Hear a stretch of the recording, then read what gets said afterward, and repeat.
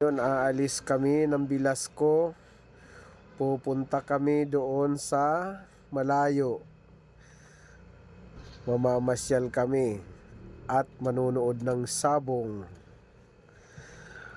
Shout out sa mga followers ko dyan. Kami po ay pupunta sa bundok at nang makapagsabong.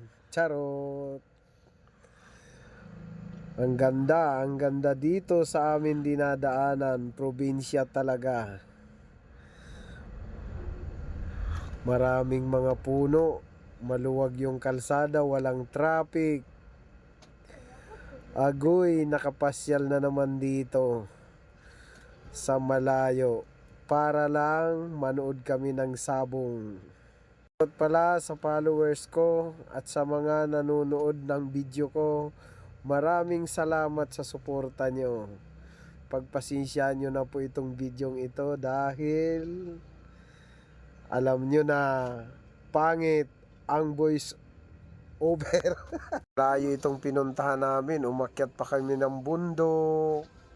Ayun, dahan-dahan pa akyat. Dadaanan namin yung kaibigan ko, si Edwin Rosas. Shout out sa iyo, paring Edwin Rosas. Papunta kami sa inyo. Maghanda ka na dyan ng aming makakain. Agoy, gutom na, ginutom sa punta sa bundok. Ay, naku po, ang layo pala nitong pupuntahan namin. Kanina pa kami, puro paakyat yung daan. Ngayon lang po ako nakarating sa lugar na to. Ayan oh. Ang daming makikita mga puno. Iba talaga yung lugar sa probinsya. Malamig kahit tanghali. Kahit patanghali ng tapat.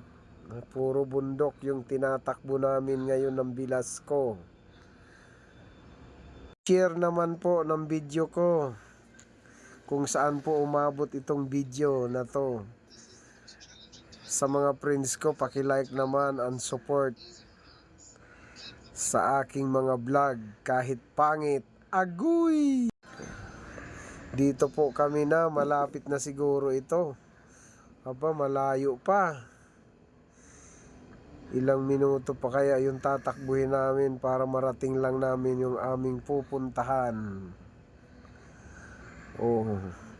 Maghanda ka na, paring Edwin Rosas.